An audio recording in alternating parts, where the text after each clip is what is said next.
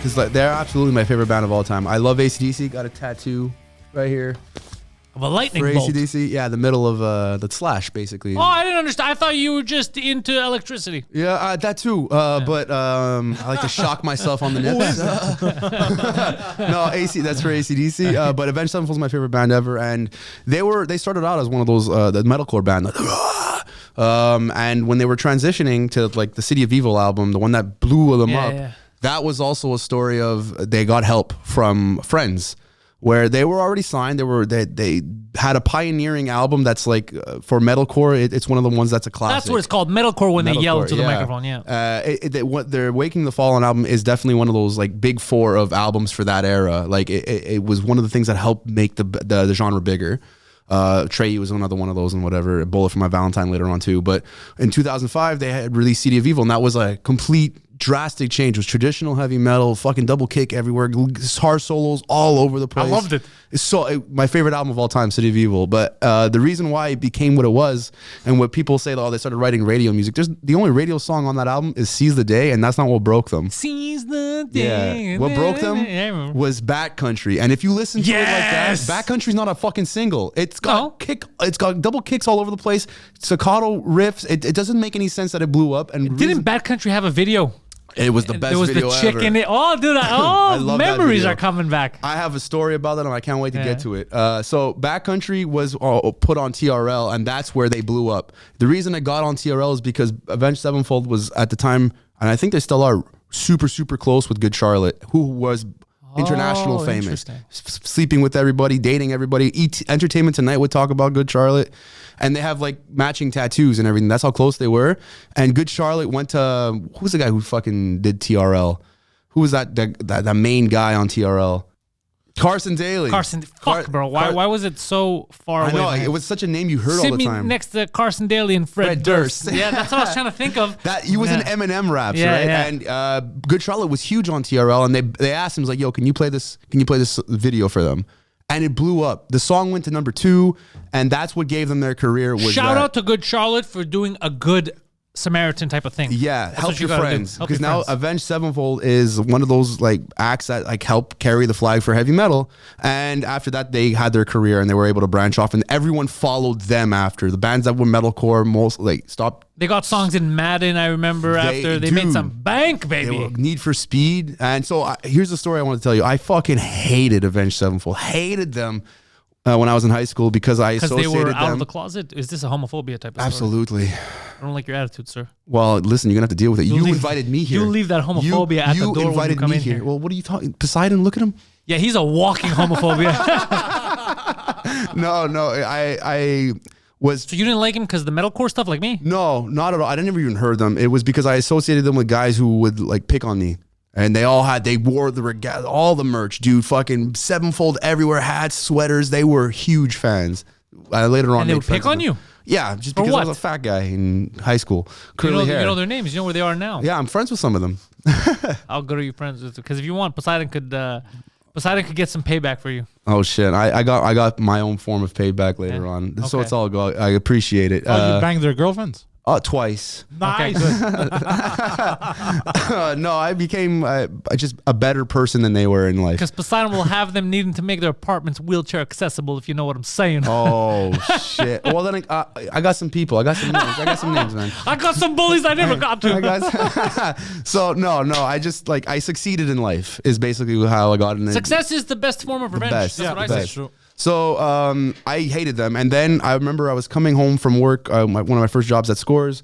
My cousin was driving me home, and all I heard was this line. The music was really low because my cousins were talking. And all I heard was the line was, too many doses and I'm starting to get an attraction. I'm like, fuck, that's a really good line. So I remember, I'm like, I've got to remember this. I want to Google it when I get home. And I didn't ever Google lyrics at the time. I just decided I'm going to do that. There was something about it that There was something about it. The one band that I always fucking said I hated, it was Avenged Sevenfold. Like, I fucking hate the stupid name. Who the fuck are these guys? You need to like AC/DC. You need to like Metallica. You need to like fucking Guns N' Roses. You can like all of those. I know. And the irony of it is I like them all way better now. I like Sevenfold way better. Than all of those, the other ones, yeah. And those are still my bread and butter. So I went home, Googled it, saw that it was Bat Country. And I'm like, oh, fuck, Avenged Sevenfold. And I don't know why, but I kind of matured in that instance. I'm like, let me go check out what the song is. I like the line. I can't say that they're full of shit all the way. I put the music video on. The intro started. I'm like, this fucking drummer does way too many things on the goddamn snare. But by the end of the song, they were my favorite band. The guitar solos, the way they were fucking ripping it in there, and the look of like, yeah, you love this shit. Came on. I was like, I've been waiting for this. I've been fucking waiting for this. Yeah, they're a good fucking band, dude. Yeah, and really, it's my whole viewpoint of like writing music changed what this one fucking album. I didn't stop listening to it. I haven't stopped listening to it. It's my favorite album of all time. And I set them up there with Eminem and Elton John and everything in terms of... What are you Googling? The Dark Horse Always Wins by Lucifer. What is it? No, I think that was... I don't know what you're looking for, Posey. Avengers. The Avengers. Oh, yeah, they have this song that I like. That's not a song by them.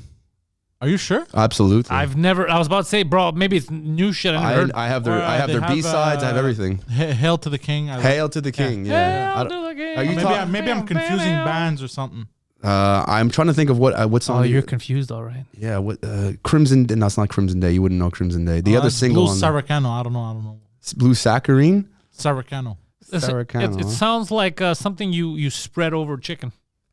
Shepherd of Fire. Is that what you're talking about? Are you talking about Shepherd of Fire? That was a good song. I fucking love that song. Maybe, I don't know. But they have some good stuff, these guys. Are they still around? Yeah, they're still around. The last album came out in 2016. They were surprised dropped it. They were actually trying to turn like heavy metal into more of like that hip hop type of thing where people are actually excited for new releases. Yeah.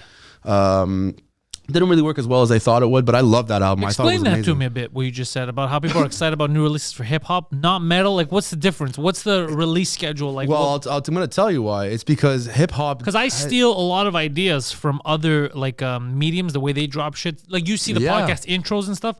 Other podcasts won't do it. I'll have longer intro. Like I'll do little things with the music. Yeah. With fucking Critically Ashamed. Like I'll do other things because I'm like, no, this other medium will do it on TV. This would work, or on radio. This would work. So I kind of mash them together. I think that's a brilliant idea. I try to do the same things too. And Sevenfold is the only one trying to push a needle. And here's what I personally believe. Whoever's listening, you can fucking come fight me for it. I don't give a fuck. All right. But metal is full of elitists. And hard rock is almost the same type of thing, but they don't want things to change. They want it to stay the same. Like they still want albums, even though no one's fucking. You give someone a CD, where are you gonna fucking play it? Yeah, that happened. Poseidon. I gave him a floppy disk and he panicked. Yeah, and the guys who identify, panic. You panicked. I've never seen. With this, dude, his eyes were bulging, and this is literally him. He's like this. What do we do with this? Yeah, I was like, well, you put it in the computer. The files are there, and then he did this like this. Put it in what?